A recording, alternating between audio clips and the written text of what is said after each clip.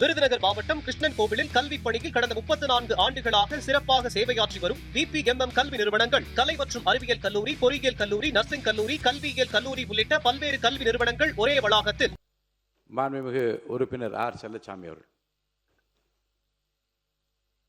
மாண்புமிகு பேரவைத் தலைவர்களே, மாண்புமிகு முதலமைச்சர் அவர்களே, எதிர்க்கட்சி தலைவர்களே, மாண்புமிகு அமைச்சர் பெருமக்களே, சட்டமன்ற உறுப்பினர்களே, மாண்புமிகு தமிழக முதல்வர் முன்மொழிந்த அரசினர் தீர்மானத்தை மார்க்சிஸ்ட் கம்யூனிஸ்ட் கட்சி மனதார வரவேற்கிறது. 2011ஆம் ஆண்டு மக்கள் தொகை கணக்கெடுப்பு அடிப்படையில் தொகுதி வரையறை செய்து 816 முதல் 850ஆக MP தொகுதியை மாற்ற ஒன்றிய அரசு முயற்சி செய்து கொண்டிருக்கிறது. இந்திய நாட்டினுடைய அரசியலமைப்பு சட்டம், கூட்டாட்சி தத்துவம், மதசார்பின்மை கொள்கையை இதை சீர்குலைக்க முயற்சி செய்கிறது. மக்கள் தொகையை சிறப்பாக கட்டுப்படுத்திய தமிழ்நாட்டிற்கு இது ஒரு தண்டனையாக கொடுப்பதற்கு முயற்சி செய்து கொண்டிருக்கிறது.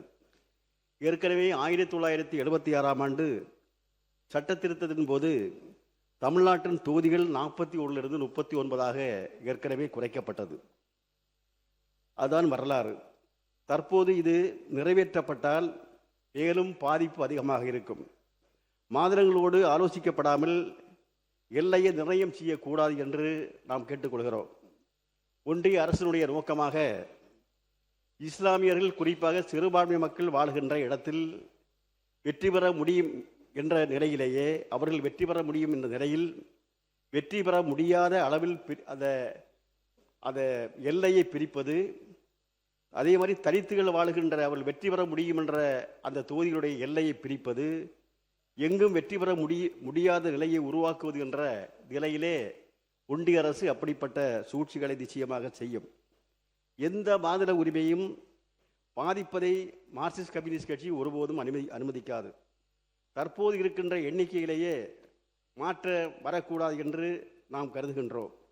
பாராளுமன்றத்தில் 543 பேருக்கு இப்போதே பேச நேரம் இல்லை. அது 850ஆக உயர்கின்ற நேரத்தில் எவ்வளவு நேரம் பேச முடியும் என்பதுதான் அது கேள்விக்குறியாக இருந்து கொண்டிருக்கிறது. எனவே அனைத்து கட்சிகளுடன் ஒன்றிய அரசு பேசணும், மாநிலங்களோடு பேசணும். அதற்கு பிறகுதான் இப்படிப்பட்ட ஒரு நிலைப்பாடை எடுக்க வேண்டும் என்று மார்க்சிஸ்ட் கம்யூனிஸ்ட் கட்சி கேட்டுக்கொள்கிறது. பிஜேபிக்கு செல்வாக்குள்ள வட மாநிலங்களில் தொகுதிகளை அதிகரிப்பது பிஜேபியுடைய நோக்கமாக இன்றைக்கு இருந்து கொண்டிருக்கிறது. மக்கள் தொகை கட்டுப்படுத்தப்பட்ட தென் மாநிலங்களில், குறிப்பாக தமிழகத்திற்கு தொகுதிகளை குறைப்பது என்பதுதான் நோக்கமாக இன்றைக்கு இருந்து கொண்டிருக்கிறது. அதே போன்று நம்முடைய மக்கள் தொகை கணக்கெடுக்காமல் இன்றைக்கு புதிய நாடாளுமன்ற கட்டிடமே கட்டப்பட்டது.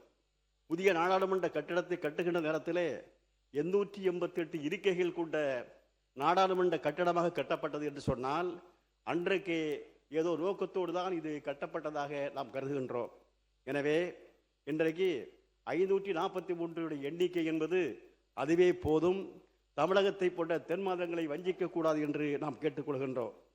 மக்கள் தொகை கணக்கெடுப்பிற்கும் அதே போன்று மகளிர் இடஒதுக்கீட்டிற்கும் எந்த விதமான சம்பந்தமும் இல்லை.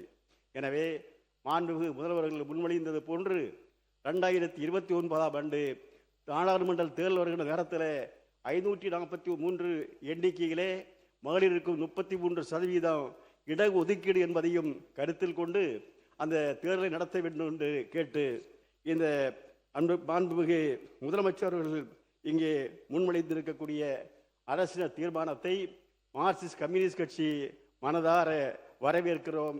நன்றி, வணக்கம்.